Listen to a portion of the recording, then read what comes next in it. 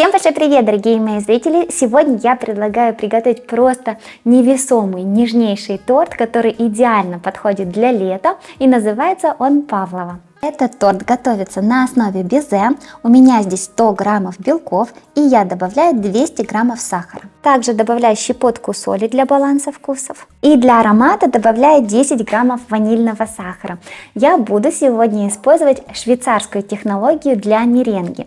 Таким образом, намного проще приготовить безе, которое у вас не расползется, где сахарные крупинки полностью все растворятся, и безе у вас не потечет в духовке, не потрескается, и идеально сохранит свою форму. Делаем паровую баню, ставим миску в кастрюлю с горячей кипящей водой. Смотрите, чтобы миска была термоустойчивая, и также, чтобы дно не касалось воды, дно миски. Ставим кастрюлю на огонь и постоянно вот так вот перемешивая, нагреваем белки с сахаром до того момента, пока весь сахар растворится. Но будьте внимательны, не делайте слишком сильный нагрев, чтобы белки у нас не свернулись. И смотрите, буквально через несколько минут, если взять вот так вот массу между пальцами, потереть, то не чувствуется совсем крупинки сахара. Это то, что нам нужно. Прибираем миску с паровой бани. Вообще, на самом деле, вот швейцарская технология приготовления меренги мне нравится намного больше, нежели обычная французская, когда мы берем сырые белки и добавляем туда сахарную пудру или мелкозернистый сахар. Проблема обычной французской меренги лично у меня была всегда в том, что иногда ты вот не полностью взбиваешь до того момента, пока весь сахар растворится, и когда ставишь безе в духовку, оно начинает плакать, то есть с него выделяется жидкость, и оно не такое стабильное. В случае с швейцарской меренгой я поняла, что вот эти все проблемы просто исчезают. Здесь все получается всегда идеально. Нужно сделать только один шаг: растворить абсолютно любой сахар предварительно на паровой бане. Буквально пара минут решает результат, и у вас всегда получится идеальное безе. Теперь взбиваем белки с сахаром до устойчивости. Не обязательно дожидаться, пока белки остынут. Сразу вот сняла с паровой бани и взбиваю миксером. Поехали!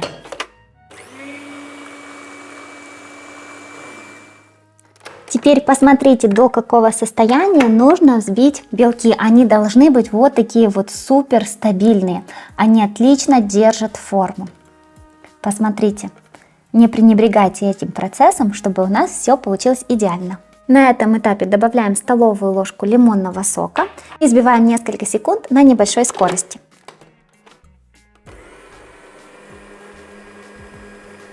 И также просеиваем сюда столовую ложку кукурузного крахмала. Это 10 граммов. И на маленькой скорости взбиваем еще 1 минуту, чтобы у нас крахмал распределился.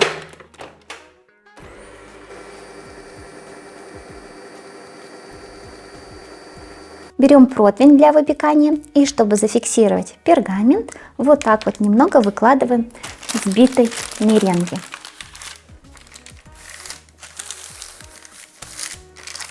Выкладываем меренгу, старайтесь вот так вот прижимать, чтобы у вас внутри не образовывались полости с воздухом, потому что если будут полости, вот как только что, то при выпекании, конечно же, воздух расширяется, и у нас может меренга треснуть. Видите, я выкладываю и немного вот так вот прижимаю, растягиваю. Формируем вот такую вот круглую основу. Вы можете сделать больше ее диаметр, можно меньше. Внутри стараемся сделать теперь углубление, куда мы будем выкладывать взбитые сливки и ягоды. Теперь можно сделать лопаткой вот такие красивые узоры.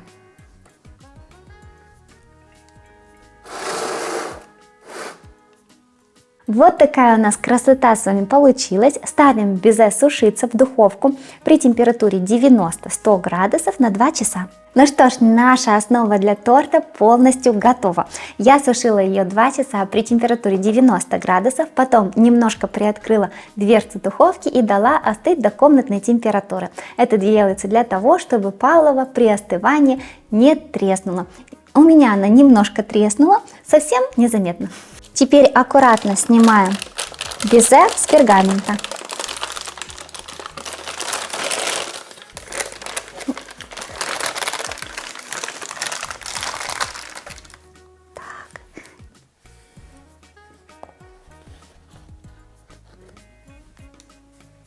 Чтобы у вас получилось идеальное безе для основы, не уменьшайте никогда количество сахара. Сахара должно быть в 2 раза больше, чем белков. Я взяла 100 граммов белков, взвесила на весах. Получается, что это белки 3 средних яиц, но лучше всего, конечно, пользоваться весами. И, соответственно, мне понадобится в 2 раза больше сахара. То есть понадобилось 200 граммов сахара. Берем 200 миллилитров охлажденных сливок жирностью 33% и выше.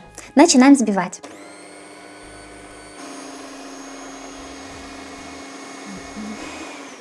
Так как безе у нас сладкое, я добавлю всего лишь 10 граммов ванильного сахара для аромата и легкой такой сладости. Если хотите, можно добавить чуть больше сахара, но я всегда добавляю только ванильный сахар и все, потому что мне хватает сладости безе.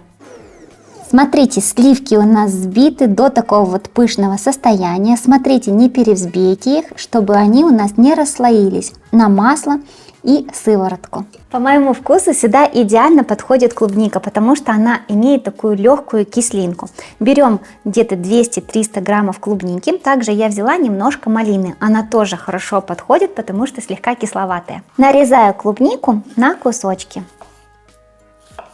Каждый год, когда начинается сезон клубники, мне хочется приготовить или меренговый рулет, или торт Павлова, потому что для меня это невероятно вкусное сочетание: безе, взбитые сливки и клубника. Приступаем к сборке торта. Сборку торта нужно делать непосредственно перед подачей, потому что сливки сейчас дадут влагу и ягоды дадут влагу, и у нас безе размокнет. Поэтому собирайте его где-то за полчаса, за 40 минут до того, как будете подавать. Выкладываю половину сливок.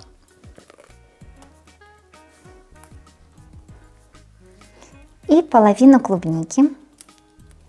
Накрываю сверху сливками. Можно так не делать, можно выложить все сливки и сверху все ягоды. Можно так, как я вот сейчас показываю. Если у вас нет свежих ягод, то подойдет какое-то кислое варенье. Выкладываю часть клубники.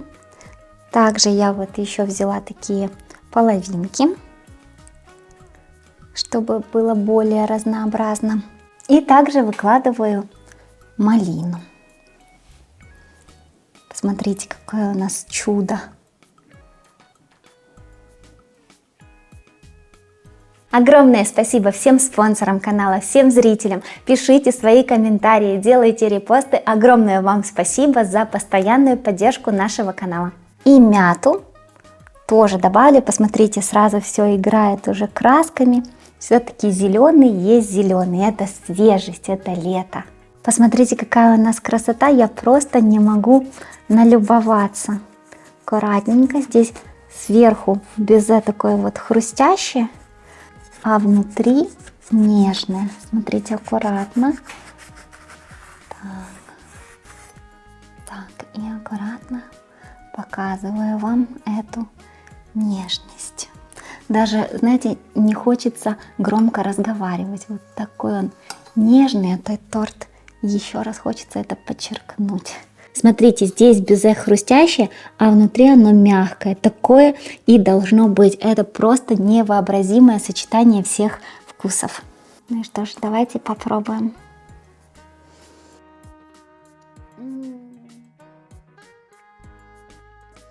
Этот торт, он просто божественный. Вот это хрустящее снаружи безе и такая нежность, мягкость, просто невесомость внутри.